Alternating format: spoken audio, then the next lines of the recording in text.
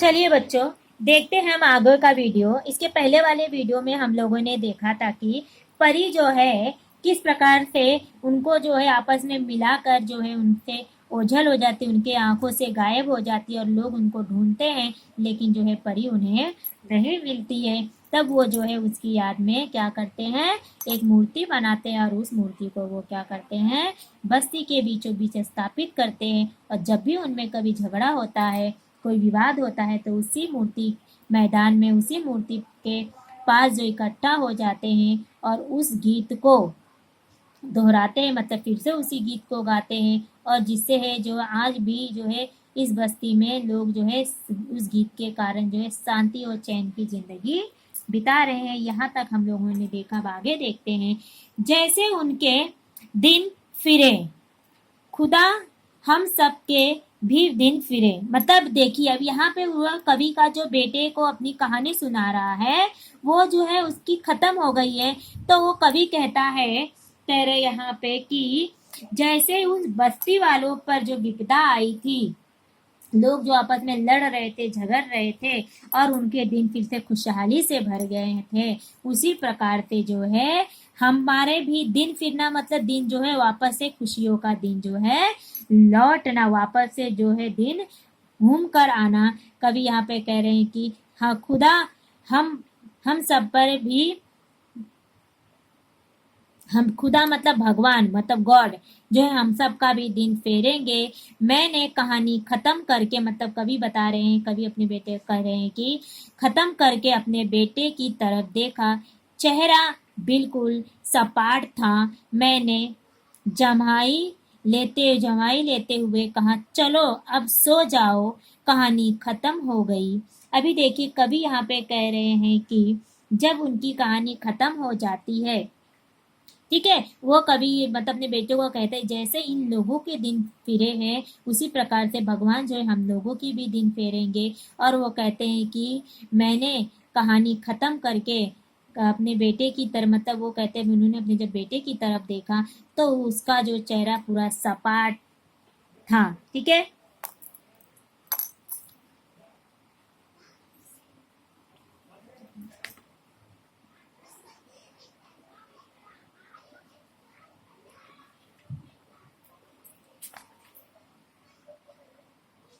ठीक है। अभी यहाँ पे देखेंगे सपाट का मतलब, अगर हम लोग, हाँ सॉरी, हाँ, तो सपाट का मतलब है कि यहाँ पे भावहीन, मतलब जो है भाव, मतलब उसके जो मन के भाव थे, कवि का मन का भावहीन था। ठीक है, सपाट का मतलब होता है कि भावहीन हो गया था।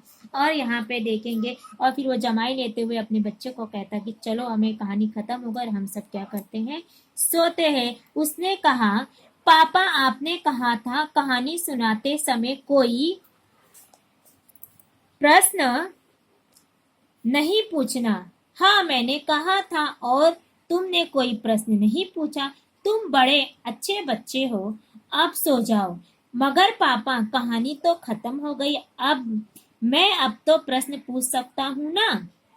अब देखेंगे यहाँ पे दोहरा अवतरण चिन्ह आया है, और यहाँ पे देखेंगे दोहरा अवतरण चिन्ह और यहाँ पे प्रश्नवाचक चिन्ह आया है। अब कवि का बच्चा जो है अपने पापा को जो दिया वादा किया था वो वहां पे पूरा करता है। बोलते पापा आपने कहा था कि मैं प्रश्न नहीं पूछूंगा कहानी सुनाते समय, तो मैं नहीं पूछा, लेकिन अब कहानी खत्म हो गई है तो मैं तो कहा अब तो मैं प्रश्न पूछ सकता हूँ ना। तो उसके पापा कहते हैं कि अब तो मैं प्रश्न पूछ सकता हूँ ना। वो अपने पापा से ऐसा कहता। मैं थोड़ी देर चुप रहा, फिर बोला, चलो पूछो क्या पूछना चाहते हो। अब बच्चे के मन में क्या आ गई है, वहां पे जिज्ञासा आ गई है उस कहानी को सुनने के बाद।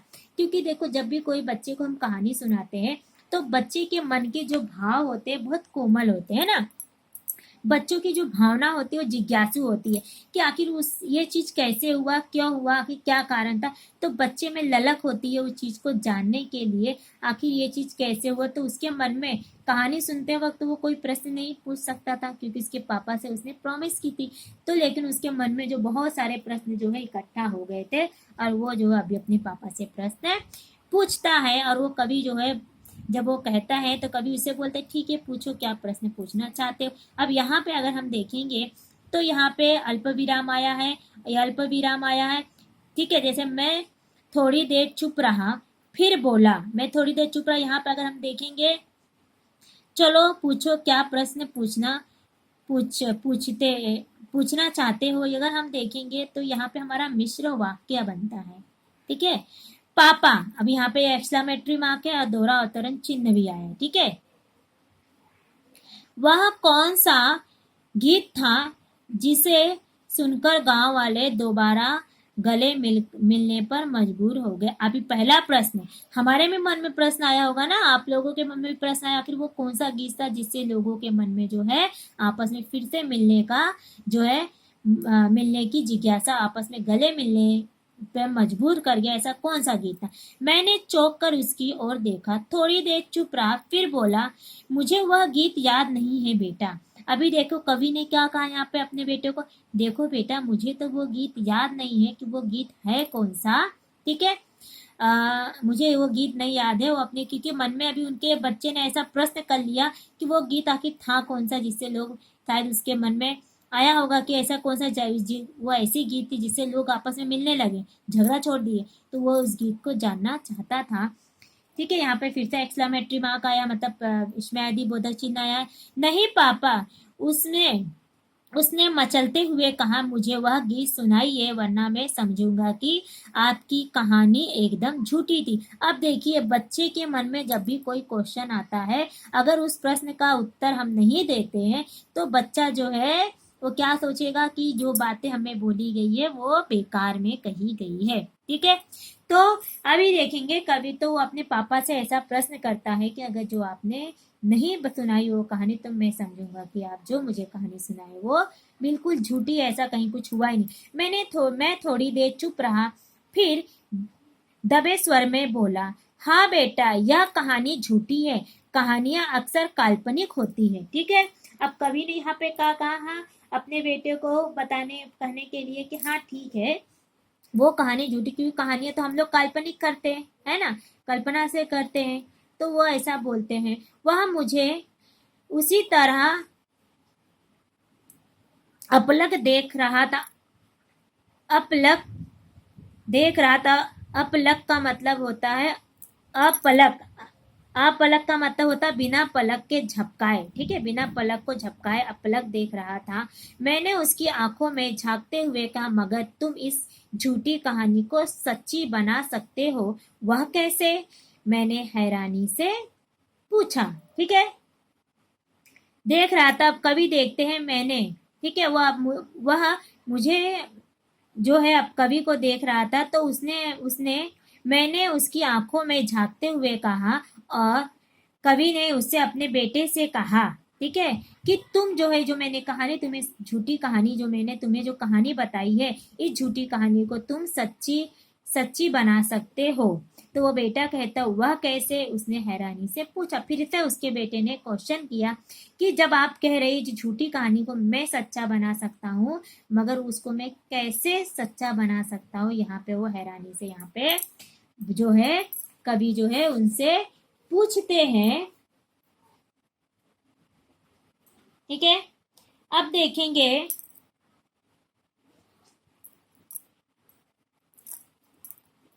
कि बड़े होकर तुम वैसे गीत लिख सकते हो जैसे उस परी ने गाया था।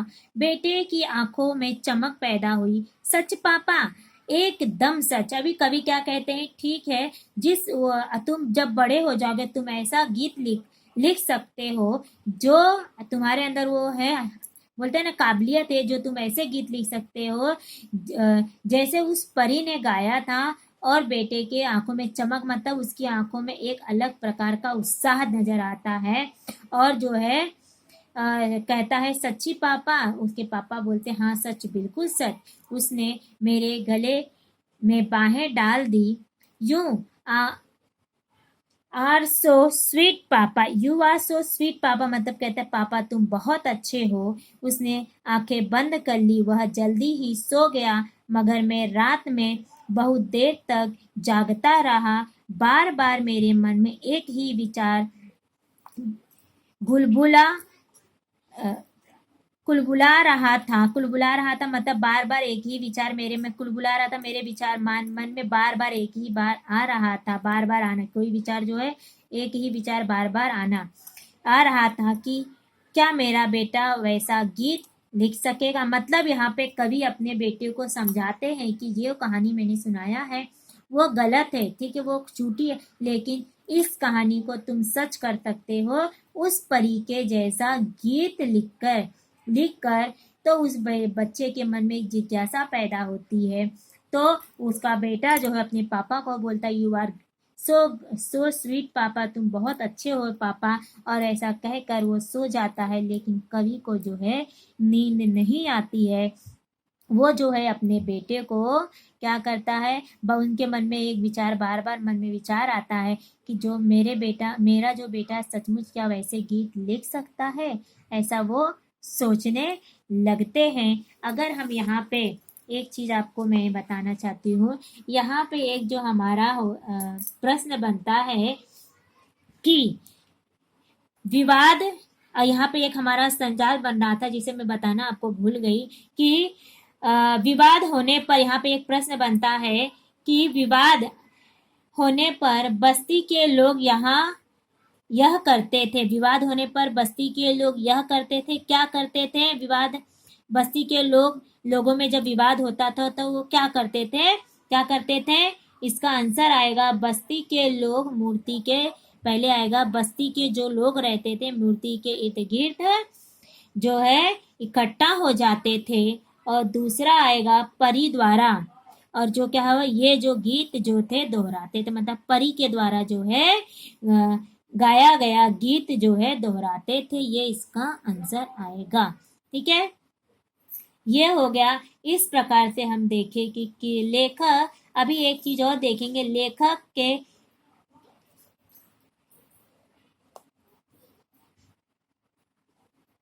लिखेंगे कि यहाँ पे जैसी हमारा कहानी यहाँ पे खत्म होता है, फिर यहाँ पे कवि क्या कहता है कि लेखक ने खुद से यह प्रार्थना की, है ना, लेखक ने खुदा, ठीक है, यहाँ पे क्या आएगा खुदा, लेखक ने यहाँ पे एक हमारा प्रश्न बन रहा था कि लेखक ने खुदा से यह प्रार्थना की, कौन सी प्रार्थना की, है ना, लेखक ने खुदा से यह प्रार्थना की कि खुदा से यह प्रार्थना की कि जैसे उनके दिन फिरे थे वैसे हमारे भी दिन फिरेंगे। यहाँ पे एक प्रश्न बन रहा है, ठीक है, उत्तर लिखेंगे अगर हम लोग बोलेंगे कि लेखक ने खुदा से यह प्रार्थना की जैसे हमारे दिन फिरे थे वैसे, जैसे उनके दिन फिरे वैसे हमारे दिन फिरेंगे।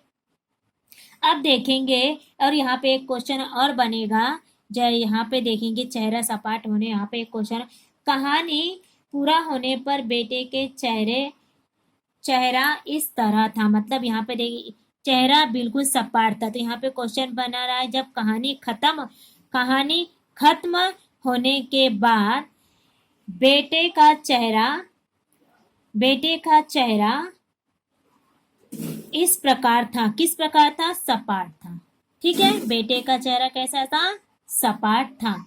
आया समझ में आपको। इस प्रकार से हमारा यहाँ पे पूरा क्वेश्चन जो है, ये जो पार्ट हमारा यहाँ पे खत्म होता है। अब इसके नेक्स्ट वीडियो में हम लोग जो है पढ़ेंगे, क्या पढ़ेंगे, इसके नेक्स्ट वीडियो में हम लोग देखेंगे भाषा बिंदु। ठीक है, इस भाषा बिंदु को और हम लोग विकारी शब्द, ये सारी जो चीजें हम लोग इसके बाद वाले वीडियो में देखेंगे। मैं आशा करती हूँ कि आप सभी बच्चों को जो मैंने गीत लेसन पढ़ाया है वो जो है भली भांति से समझ में आ गया होगा, और अगर इसमें कहीं से भी कोई भी प्रश्न पूछा जाएगा आपको अंदर से, तो आप सभी जो है उस प्रश्नों का उत्तर अच्छे से दे सकेंगे। धन्यवाद।